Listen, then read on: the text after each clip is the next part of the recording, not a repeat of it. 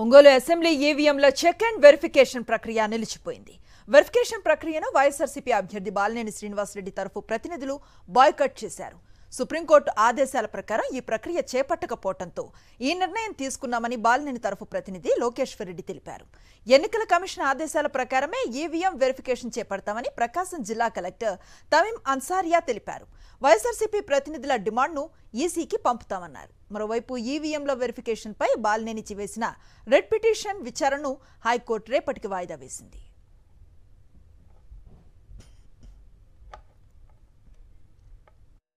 Supreme court guidelines ప్రకారము 5% of the EVMs ఒక assembly నియోజకవర్గంలో చెకింగ్ అండ్ వెరిఫికేషన్ చేయవలసిన ప్రాసెస్ ఉంది. కానీ ఇక్కడికి వచ్చిన తర్వాత కలెక్టర్ గారు ఏం చెప్పారు అంటే, పాత ఈవీఎంస్ ఏవైతే ఉన్నాయో వాటి డేటా ఎరేజ్ చేసి ఫ్రెష్గా మాక్ పోలింగ్ కండక్ట్ చేసి ఆ మాక్ పోలింగ్లో వచ్చేటువంటి ఓట్లను కౌంట్ చేసి వీవీప్యాట్ స్లిప్లను కూడా కౌంట్ చేస్తామన్నారు.